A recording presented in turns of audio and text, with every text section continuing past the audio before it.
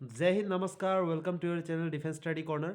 চ' আজি আমি দুটা বিষয়ে কথা পাতিম। প্ৰথম বিষয়টো হ'ল আপুনি চবে এটা নিউজটো ভাইৰেল গম পাইছে চাগে যে কালি আমাৰ কাট অফ দিব বা কালি কাট অফৰ বিষয়ে কিবা আপডেট আহিব। চ' একচুৱেলি আপোনাক ক'ব বিচাৰোঁ যে এইবিলাক যোনটো ভাইৰেল নিউজ চলি আছে যে কালি আপোনাৰ কাট অফ দিব বা কালি কাট অফৰ বিষয়ে ন'টিচ ওলাব, এনেকুৱা একো নাই। ঠিক আছে, মই যিমান গম পাইছোঁ এতিয়ালৈকে আপুনি যদি SLPRB অফিচিয়েল ৱেবছাইটত চাই আপুনি তাত একো ন'টিচ দেখা নাপাব। ঠিক আছে, একচুৱেলি যেতিয়ালৈকে SLPRB ৱেবছাইটত একো ন'টিচ নাহে তেতিয়ালৈকে আপুনি মানিব নোৱাৰে যে এইটো ডেটে কাট অফ আহিব বা এইটো ডেটত আপোনাৰ এক্সাম হ'ব। যিমান আমি এতিয়া কথা পাতি আছোঁ বা যিমান আপুনি চৰ্চা কৰি আছে আৰু বহুত মানুহৰ পৰা শুনা পাই আছে যে আপোনাৰ এক্সাম মাৰ্চৰ মাহত হ'ব, সেইটো কথা কিয় ওলাইছে? কাৰণ আমাৰ CM ছাৰে লাইভত কৈছিলে যে মাৰ্চ মাহত আপোনাৰ এক্সাম হ'ব বা ফেব্ৰুৱাৰী লাষ্টত হ'ব। কিন্তু আমি গম পাওঁ যে এতিয়ালৈকে যিহেতু কাট অফৰ একো আপডেট অহা নাই বা আপোনাৰ ন'টিচ অহা নাই SLPRB অফিচিয়েল ৱেবছাইটত, চ' একো ফেব্ৰুৱাৰী লাষ্ট মাহত এক্সাম হোৱা একো চান্সেই নাই। চ' সেইটোতো এতিয়া আমাৰ ক্লিয়াৰ হৈ গ'ল যে ফেব্ৰুৱাৰী লাষ্টত এক্সাম নহয়। এতিয়া 2 তাৰিখে, 9 তাৰিখে আৰু 16 তাৰিখেও এক্সাম নহয়, সেইটোও মই আপোনাক যোৱাবাৰ ভিডিঅ'ত কৈ দিছিলোঁ। কাৰণটো কি আপুনি গম পায় 2 তাৰিখে যেতিয়ালৈকে ফেব্ৰুৱাৰী লাষ্টত এডমিট কাৰ্ড নাহিব 2 তাৰিখেতো এক্সাম হোৱা পচিবিলিটি নাই আৰু নহয়ও, কাৰণ HSLC এক্সাম চলি আছে। তাৰপিছত আপোনাৰ DHS হ'ব 9 তাৰিখে, লগতে গ্ৰেড 4 এক্সামো চলি আছে অসম পুলিচৰ।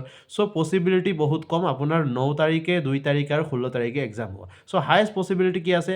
এজ ইন আমাৰ CM ছাৰে যি কৈছিলে যে আপোনাৰ এক্সামটো ফেব্ৰুৱাৰী লাষ্টত নহ'লে মাৰ্চ মাহত পাক্কা হৈ যাব। তো মাৰ্চ মাহত হোৱা মানে দুটা ছানডে আছে লাষ্টৰ উইকত, 23 তাৰিখ আৰু 30 তাৰিখ। চ' দুটাৰ ভিতৰত হ'ব লাগে, সেইটো আপুনি মানি থওক। আৰু ন'টিচটো কাট অফৰ বিষয়ে যি ন'টিচ আহিব বা কাট অফৰ বিষয়ে যি আপোনাৰ আপডেট আহিব সেইটো SLPRB ৱেবছাইটত আহিব আৰু সেইটো ফেব্ৰুৱাৰী লাষ্টতে আহিব। সেইটোতো পচিবিলিটি আছে, সেইটোতো আমি গম পাওঁ। কিন্তু এতিয়া বা কালি আহিব এইবিলাকতো একো এতিয়ালৈকে কনফাৰ্ম আপডেট অহা নাই। ঠিক আছে, অফিচিয়েল আপডেট অহা নাই। চ' সেইটো মানি থওক। বাকী আমি দুটা আৰু নেক্সট কথাৰ বিষয়ে আমি চৰ্চা কৰোঁ, অভাৰলেপিং। বহুত মানুহে মোক কমেণ্ট কৰি থাকে ছাৰ যে অভাৰলেপিং হ'ব নেকি? এটা মানুহে দুটামান পষ্ট পাব নেকি? তিনিটামান পষ্ট পাব নেকি? তেনেকুৱা একো নাই। ঠিক আছে, যদি আপুনি এপ্লাই কৰিছে AB, UB, APR আৰু কামাণ্ডো, ঠিক আছে, কথা পাতিলোঁ হা। প্ৰথমতে যদি আপুনি এপ্লাই কৰিছে AB আৰু UB, আপুনি দুটাই দৌৰিলে। ধৰক আপুনি UBও দৌৰিলে, UBত আপুনি 32 পালে, আপুনি ABটো 53 পালে। ঠিক আছে, 52 পালে, চৰি। চ' যদি আপুনি দুটাই দৌৰিলে, আপুনি ৰিটেনো দুটাৰ কাৰণে দিলে, আপুনি ভাইবাও দুটাৰ কাৰণে দিলে, কিন্তু যেতিয়া আপুনি কাট অফ আপোনাৰ ফাইনেল যেতিয়া ৰিজাল্ট আহিব, কিন্তু সেইটো এটাৰ কাৰণে আহিব। ইয়াতো আপোনাৰ UB চিলেকশ্যন হ'ব, ইয়াতো আপোনাৰ AB চিলেকশ্যন হ'ব। কথাটো গম পাইছে? সেইটো যদি এটা ডিপাৰ্টমেণ্টৰ দুটা পষ্টৰ কাৰণে আপুনি এপ্লাই কৰে, এটাই আপুনি এপইণ্টমেণ্ট পাব বা ৰিজাল্ট পাব। কিন্তু যদি আপুনি বেলেগ বেলেগ ডিপাৰ্টমেণ্টত এপ্লাই কৰে, এতিয়া ধৰক আপুনি AB UBত এপ্লাই কৰিলে, আপুনি AB চিলেক্ট হৈ গ'ল, UB আপুনি চিলেক্ট নহ'ল, কাৰণ দুটা পষ্ট, এটা পষ্টেই পাব আপুনি। তাৰপিছত ধৰিলে আপুনি APR ফিজিকেল দিছিলে, APR আপুনি ৰিটেন দিলে, APR আপুনি ভাইবা দিলে। এতিয়া APR যেতিয়া আপুনি চিলেকশ্যন লৈ ল'ব, আপোনাৰ পাক্কা APR এপইণ্টমেণ্ট আহিব, কাৰণ APR অসম পুলিচৰ এটা ব্ৰাঞ্চ হ'লেও ডিপাৰ্টমেণ্টটো বেলেগ। চ' আপুনি ABৰো এপইণ্টমেণ্ট পাব, APRও পাব। লগতে আপুনি যদি কামাণ্ডো চিলেক্ট হৈ যায়, আপুনি কামাণ্ডো যদি ফিজিকেল পাছ কৰে, কাট অফ ক্লিয়াৰ কৰে, তাৰপিছত আপুনি যদি কামাণ্ডো চাইক'মেট্ৰিক টেষ্ট দি পেলাই পাছ কৰে, তেনেহ'লে আপুনি কামাণ্ডোও চিলেক্ট হৈ যাব। গম পাইছে নাই? মতলব এটা ডিপাৰ্টমেণ্টত আপুনি দুটা চিলেকশ্যন ল'ব নোৱাৰে, এটাই ডিপাৰ্টমেণ্টত যদি পষ্টটো কম্বাইন পষ্ট আছে। কিন্তু যদি ডিপাৰ্টমেণ্টটো বেলেগ বেলেগ, এতিয়া চাওক কামাণ্ডো বেলেগ হয়, অসম পুলিচৰ ব্ৰাঞ্চ হ'লেও কামাণ্ডো এটা বেলেগ ডিপাৰ্টমেণ্ট, APRও এটা বেলেগ ডিপাৰ্টমেণ্ট, তাৰপিছত AB UB এটা বেলেগ ডিপাৰ্টমেণ্ট। চ' আপুনি তিনিটাই পষ্ট ল'ব পাৰিব, কিন্তু AB UB একেলগে ABও হ'ব নোৱাৰে, UBও একেলগে হ'ব নোৱাৰে। ইয়াতো AB হ'ব, ইয়াতো UB হ'ব, সেইটো মনত ৰাখিব। এতিয়া আমি কথা পাতোঁ যে মই সেইটো কেনেকৈ কৈ আছোঁ। মই যেতিয়া আপোনাৰ এক্সাম দিছিলোঁ, মই আপোনাৰ APRও এক্সাম দিছিলোঁ, মই আপোনাৰ আছাম এক্সাইজৰ এক্সাম দিছিলোঁ, আৰু লগতে মই গ্ৰেড 4ও দিছিলোঁ। চ' মই APRও পালোঁ, কাৰণ APR ডিপাৰ্টমেণ্টটো বেলেগ। মই APR এপইণ্টমেণ্ট ল'লোঁ, তাৰপিছত মই আছাম এক্সাইজো পাছ কৰিলোঁ, আছাম এক্সাইজো এপইণ্টমেণ্ট ল'লোঁ। লগতে মই গ্ৰেড 4ও আছাম যোনটো ADRE হৈছিলে, সেইটোৰ পৰা গ্ৰেড 4 পাইছিলোঁ, সেইটো এপইণ্টমেণ্ট ল'লোঁ। কিন্তু মই জইনিংটো এটাই কৰিলোঁ। ঠিক আছে, চ' এপইণ্টমেণ্ট আপুনি নিউমেৰাছ ডিপাৰ্টমেণ্টত ল'ব পাৰিব যদি চিলেকশ্যন হৈ যায়, কিন্তু জইনিংটো এটাৰে হ'ব, সেইটোও ক্লিয়াৰ থাকিব লাগে। বাকী চেষ্টা কৰি থাকক, কাৰণ মানুহে গম নাপায় কোনটো চিলেকশ্যন হ'ব কোনটো নহয়, সেইকাৰণে চেষ্টা নিজৰ চলাই থাকিব লাগে। এইটো বেয়া কথা নহয় যে আপুনি চব পোষ্টত এপ্লাই কৰি আছে, আপুনি কি নকৰিব, কৰিবতো লাগিবই এপ্লাই, সেইফালে নহ'লে সেইফালে হ'ব, সেইফালে নহ'লে সেইফালে হ'ব। চ' এইটো ভাল কথা, বেয়া কথা একো নহয়, খং কৰিও লাভ নাই। বহুত কেণ্ডিডেটে খং কৰে যে এইটো মানুহে আমাৰ পোষ্ট খাই দিলে। পোষ্ট কেনেকৈ খালে? আপুনি যদি সেইটো কাৰণে যদি প্ৰিপেৰেশ্যন কৰিলে হয়, আপুনি যদি সেইটো কাৰণে কোৱালিফাই হ'লে হয়, আপুনি পাক্কা সেইটো পালে হয়। আপুনি পোৱা নাই কাৰণ আপুনি সেইটোৰ কাৰণে এতিয়াৰ কাৰণে যোগ্য নহয়।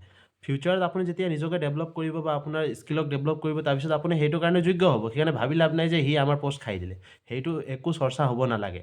আপুনি জাষ্ট প্ৰিপেৰেশ্যন কৰি থাকক। এতিয়া ফিজিকেল কাট অফ ফেব্ৰুৱাৰী লাষ্টত আহিব, মাৰ্চৰ প্ৰথম সপ্তাহত এক্সাম নহয়, ছেকেণ্ডত নহয়, থাৰ্ডত নহয়, ফ'ৰ্থ সপ্তাহত আপোনাৰ এক্সাম হৈ যাব, ঠিক আছে। তাৰপিছত আপোনাৰ যেতিয়া এপইণ্টমেণ্ট আহিব, যেতিয়া আপুনি জইনিং কৰিব, সেইটো সময় ভাবি পেলাই আপুনি এতিয়া পঢ়া ষ্টাৰ্ট কৰি দিয়ক। এতিয়া আপুনি ৰিটাৰ্ণৰ কাৰণে প্ৰেক্টিছ কৰক, স্পেচিয়েলি ৰিটাৰ্ণৰ কাৰণে পঢ়ি থাকক। কাট অফ বিষয়ে ভাবি লাভ নাই, কাট অফ যিমানে আহিব, যি আপডেট আহিব, মই আপোনাক সৰ্বপ্ৰথম কৰিম।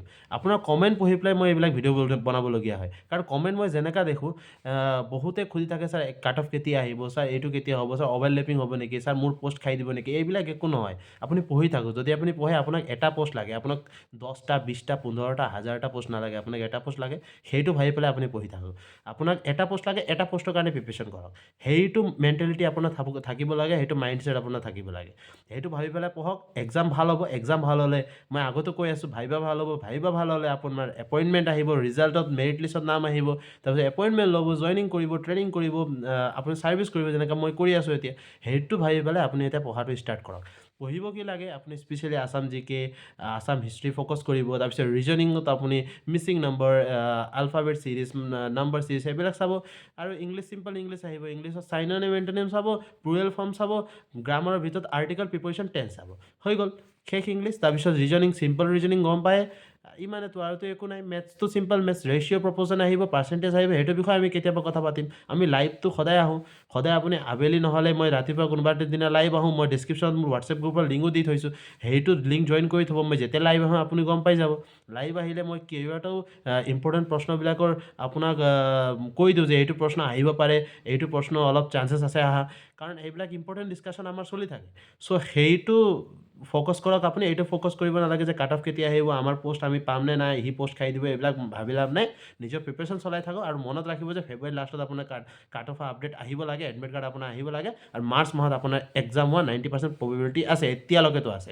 চ' সেইটো ভাবি থওক। জয় হিন্দ।